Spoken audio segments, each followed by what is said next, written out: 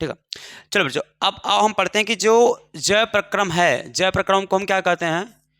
उपापचयी प्रक्रम, प्रक्रम। ठीक है, ये उपापचयी प्रक्रम जो है इसी को हम जय प्रक्रम कहते हैं। ठीक है, जय प्रक्रम या उपापचयी प्रक्रम क्या होता है उसी को हम कहते हैं। अब ध्यान सुनिए, जो जीव है समस्त जीवों में, सभी जीवों में जितने भी जीव हैं हमने खोजा है, या जितने भी जीव हैं, मानव, शेर, कुत्ता, बिल्ली, हाथी, घोड़ा, जो भी जीव हैं, ठीक है, सभी जीवों में कितने प्रकार के जय प्रक्रम क्रियाएं होती हैं, मतलब उपापचयी प्रक्रियाएं होती हैं। उपापचयी प्रक्रियाओं को दो भागों में बांटा गया, चाहे जो जीव हो। सभी जीवों में जो उपापचयी प्रक्रियाएं होती हैं वो दो प्रकार की होती हैं, उनको दो भागों में बांटा गया है। ठीक है, एक होता है उपचयी, क्या होता है बेटा? एक होता है उपचयी प्रक्रियाएं। क्या होता है? उपचयी प्रक्रियाएं। ठीक है, यानी क्रियाएं, उपचयी क्रियाएं।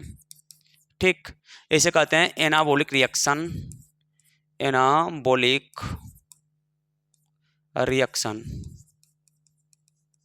ठीक है, और एक होता है हमारा क्या? अपचयी क्रियाएं, अपचयी क्रियाएं।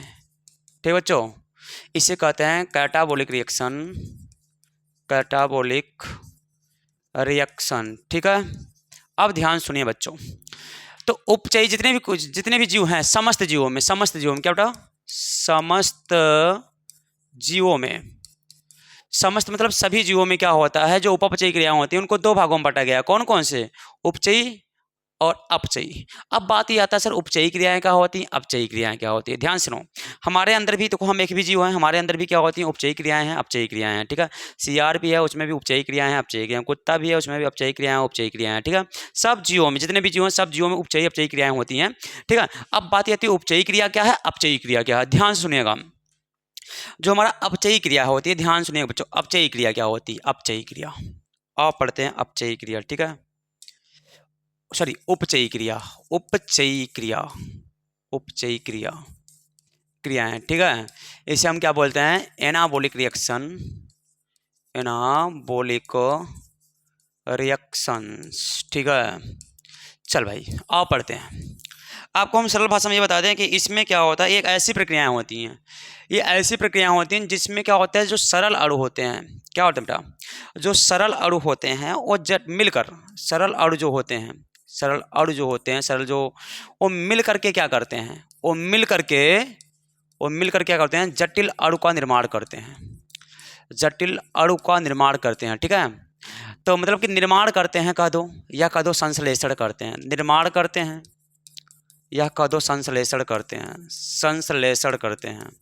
ठीक है, ध्यान सुनिएगा, हम क्या कर रहे हैं कि ऐसी प्रक्रियाएं जो क्या करती हैं, जिसमें सरल अणु आपस में मिल करके क्या करते हैं? जटिल अणु का निर्माण करते हैं, उन्हीं प्रक्रियाओं को हम क्या कहते हैं? उपचयी प्रक्रियाएं कहते हैं। जैसे हम बता दें बच्चों आपको, जैसे देखो प्रकाश संश्लेषण, एग्जाम्पल में देखिएगा, जैसे एग्जाम्पल में क्या लिखेंगे? एग्जाम्पल में लिखेंगे प्रकाश संश्लेषण, प्रकाश संश्लेषण, प्रकाश संश्लेषण। ठीक है, अब प्रकाश संश्लेषण क्या है? देखो इसमें होता क्या है, इसमें देखो सरल से जटिल बन रहा है क्या? देखो इसमें होता क्या है सर, इसमें कार्बन डाइऑक्साइड प्लस प्रकाश, ठीक है, ओ पढ़रिम, पढ़रिम, ठीक है बेटा, उसके बाद क्या? जल, और उसके बाद खनिज लवण, उसके बाद खनिज लवण।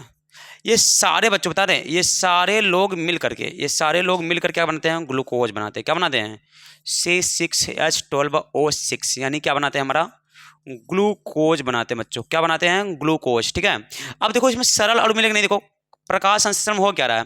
कार्बन डाइऑक्साइड, प्रकाश, पढ़रिम, जल, खनिज लवण, ये सारे लोग मिल करके, मतलब ये सरल अणु हैं।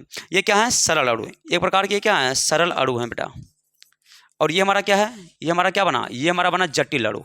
क्या बना? जटिल अणु।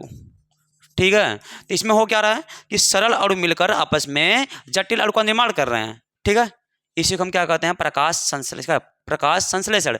तो वही प्रकाश संश्लेषण हमारा किस में आता है? उपचयी क्रियाओं में, क्योंकि इसमें सरल अणु मिलकर क्या होते हैं? जटिल अणु का निर्माण करते हैं, इसलिए प्रकाश संश्लेषण हमारा किस में आता है?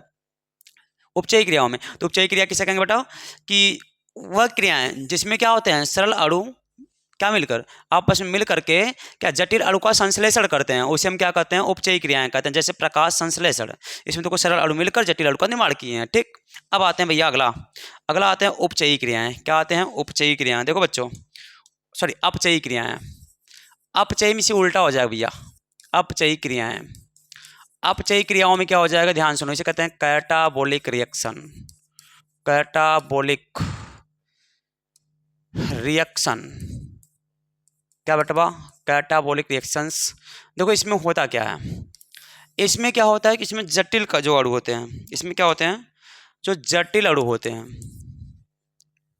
इसमें क्या होते हैं, जो जटिल अणु होते हैं वो आपस में क्या होते हैं, वो टूट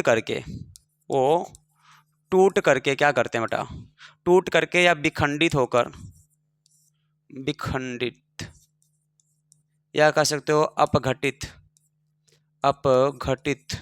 होकर क्या करते हैं, सरल अणु का निर्माण करते हैं, सरल अणु में बदल जाते हैं, अणु का निर्माण कर लेते हैं।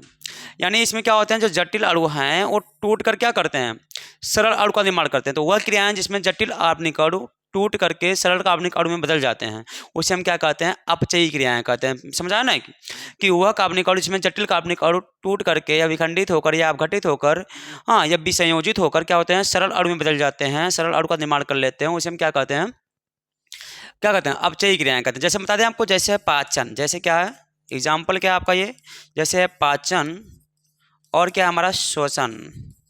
पाचन और शोषण, देखिए पाचन में क्या होता है, ध्यान सुनिएगा, पाचन में हम बड़ा सा टुकड़ा लेते हैं भोजन का, ये भोजन का टुकड़ा बड़ा सा लेते हैं बेटा, भोजन का टुकड़ा बड़ा सा ले लेते हैं, भोजन का टुकड़ा क्या हो गया कि जटिल अणु हो गया, क्या हो गया, जटिल अणु हो गया, ठीक, जटिल अणु हो गया। अब इसको हम अपने दांतों से तोड़ कर, अपने दांतों से क्या करते हैं, अपने दांतों से काट के इसे क्या करते हैं, छोटे अणुओं में बदल देते हैं, छोटे छोटे अणुओं में क्या होते हैं, बदल देते हैं। यानी कि इसमें हम क्या करते हैं, इसे सरल अणु में बदल दिए, किसमें बदल दिए, सरल अणु में बदल दिए बेटा, क्या हुआ, सरल अणु में बदल दिए ना। तो बताओ पाचन में क्या हो रहा है, जो भोजन के बड़े अणु थे यानी जटिल अणु थे भोजन के, उसको हम छोटे छोटे अणुओं में बदल दिए, यानी कि सरल अणुओं में बदल दिए।